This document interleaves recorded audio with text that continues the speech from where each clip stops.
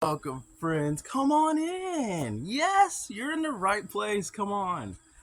Join us. My name is Mike. This is the Mike Martin Podcast. Like, click in, subscribe. And how is everyone doing? Fantastic. That's what I'm talking about. It's good to see everyone today. Now, you're probably wondering, why the heck does Mike have on this guy right here, and who is he? Well, let me tell you a little story real quick here. This guy right here is like the YouTube creator god. Like, he has helped me throughout all my YouTube journey here. And I could not have done it without the Think Media people. I am telling you, all the little tricks of the trade, all the nooks and crannies you're wondering about YouTube, it's like YouTube stuff for dummies. My point is, I had to give him and a little bit of thank you, a lot of thank you, because if I didn't listen to him, I wouldn't be where I am. I could proudly say that I've reached 610 subscribers now, which is amazing. I want to thank all of you so much. Woo!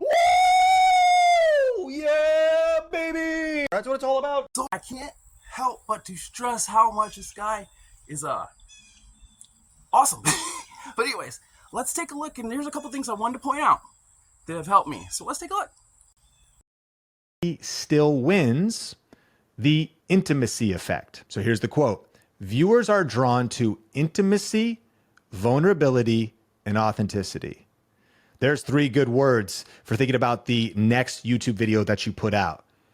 Intimacy, vulnerability, and authenticity. That comes right out of the Culture and Trends report.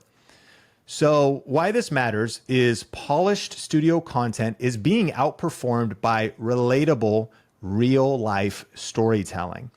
And one of the examples they gave was the format of Get Ready With Me. Now, in the beauty space, people previously would maybe sit down, do a tutorial, polished, walk you through it. These videos could do very well.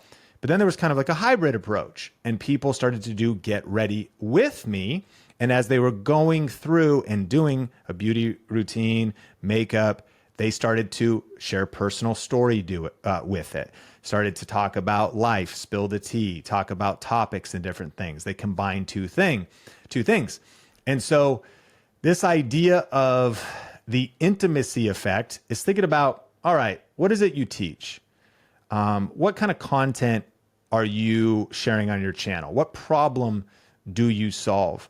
And could you bring into it not just the fact that it's a informational tutorial, but could you pull in a personal story? I think this is insurance for you on YouTube in 2026, meaning what? Insurance from you being replaced by AI, because raw information is available in ChatGPT, but your personality, your stories, your point of view, your experiences, that's not available and cannot be replaced by AI. The intimacy effect cannot be replaced by AI, although some people are debating that. AI is getting a little weird. I know recently a guy was like, I fell in love with ChatGPT and my wife and kids are uncomfortable. Yeah, I'm uncomfortable too, bro. Like, what's happening? But you get it. You probably feel it. So this might seem for some of us that do education or tutorials, we're like, man, I'm just trying to, just deliver the information. But we need more you in the content. And smart creators are going to be thoughtful about building their personal brand with their points of view, values, stories. And it doesn't mean you're just fluffing up content, but you need these little elements in there. And from the article, how can in your next video, you have intimacy, vulnerability, and authenticity increased? And so being real, even while being strategic, and here's another action item, don't hide the process. Process videos are crushing right now. Test. It's a story of doing the thing instead of just teaching how to do the thing or sharing that process. Do this with me. Get ready with me. You might think it's maybe a tutorial-based education business owner too. Well, do people want to see a vlog of my life? That content format wouldn't work for me. Well, I think you're thinking about it wrong. If you do business content and then the vlog of your life is like, yeah, today I went and got lunch and I got a haircut. Well, that's not the vlog content that'll probably tie in. But what about bringing people behind the scenes into the process of how you do business or how you do the thing that you do? So using storytelling even in tutorials or business videos is a big opportunity. Number 5, TV viewership is exploding. Oh, I think I got it now, people. You know, speaking of authenticity, I was just getting ready to tell you guys, okay, I need to start being more authentic, but I thought I would probably drive people away. Well, if that's the case, though, you guys want to know some stories? You guys better buckle up here because I got a hellified amount of stories, let me tell you people. But the thing is here's my deal. I always try to be upbeat, positive, energetic, and, you know, try to keep people wanting to see it at least. So I think that's kind of working too, but what he's saying, definitely got to do that. That's some good stuff. That's something that we do need to think about. We need to incorporate all this stuff because guess what, people? AI, they're taking over. The robots are taking over. This Yahoo over here fell in love with Cindy, whatever her name is. Cynthia the robot. What the heck? That's kind of scary though, I'll be honest with you. If that's starting right now, what in the blue dickens is going to happen now in the next 5 to 10 years? Especially with Elon. Elon's hanging in the bubble there, you know what I mean? Just throw him back in the cut. That's what I'm saying. Anyways, the guy's got a great point, but let's watch this one more point and then we'll wrap it up and we will see you in just a second. Community commerce. What does that mean? It means that it starts with creating some content. It starts simple with posting videos, dreaming big, but starting small. Good content. Focus on content. Content that taps into an interest. Content that adds value to the conversation. Content that entertains or inspires or educates. So it starts with great content. And then what happens? It starts to form a community. A community starts to build around that channel.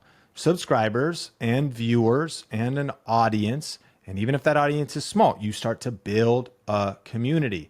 And then what happens? Hold up. Wait a minute. I got a question over here in the back row. Right here. Okay, look.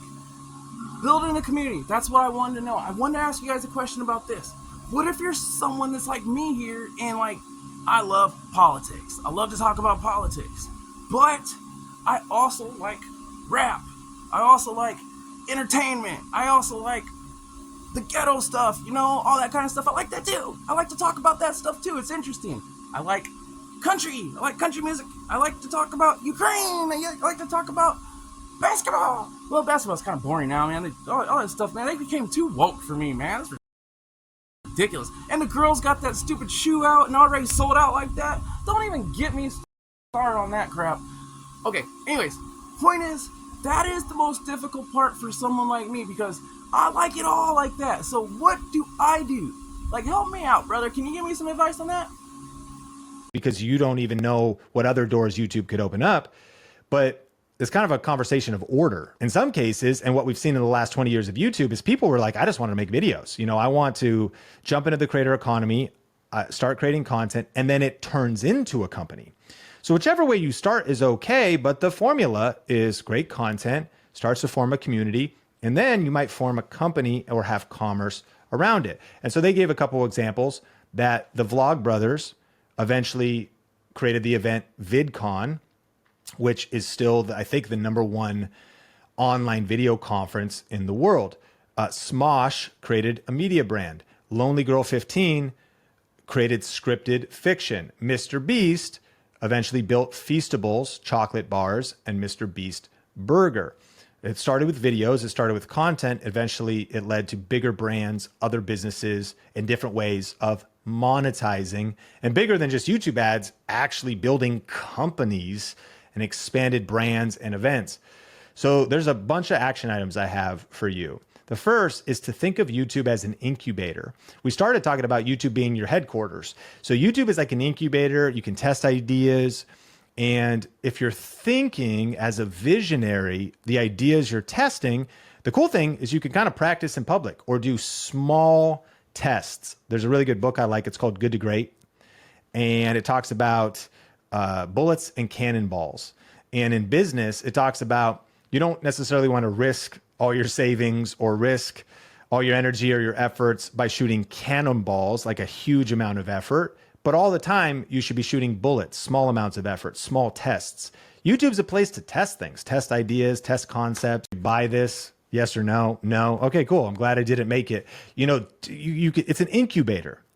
And your next upload isn't just a video, it's a brick in a future you can't see yet. Final big thoughts, and this might be the most important part of the whole conversation. Number one, start small, but don't think small. I've learned that sometimes growing up in a small town, that your small town can make you small-minded. I've learned being a business owner and having a small business that sometimes your small business can make you small-minded.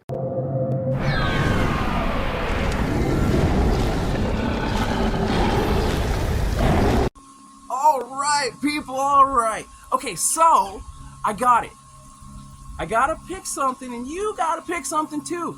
We need to do stuff like special interest is what I'm thinking. What's hot? What's the hot topics and stuff like that?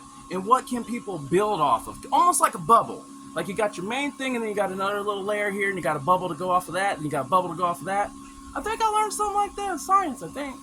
Anyways, so that's a good idea there. Get on that special interest and stuff like that, and build your community. Hey, I like everyone in the community, so hey. Well, you know what? I guess I don't like everyone, do I? But I sure do love everyone, and I want everyone to come together. So let's build this community together, people. We don't all have to agree, but that's the good thing about it. In this community, we can disagree peacefully. Sounds like a plan, people. Sounds like a plan. Anyways, so those are two good things to do there. And obviously, you got to start testing and comparing. Test, compare, test, compare, test, compare. That's what's up today. I can tell about that one. So do that. Oh, and playlists. That seems to be key to the playlist. Am I pointing at you guys? Sorry about that. Anyways, key to put playlists. Yeah. All right, well, I thought that cat over there was cool. He's cool. He's helped me. And I got plenty of other questions, people. I got plenty of other questions because, really, we're just about to get rocking and rolling. Anyways, thanks for your time. Remember, hug someone. Send them a text. Whatever you gotta do, it doesn't cost you nothing. Enjoy the day. Peace. Hammer, bringing that big country, showing you, now you show me. Together forever, you and I will always be. Lifting me up next to your side. Pride is worth love, and love is worth pride. You and me flying by the seat of my pants, this can't be real. How long will this last?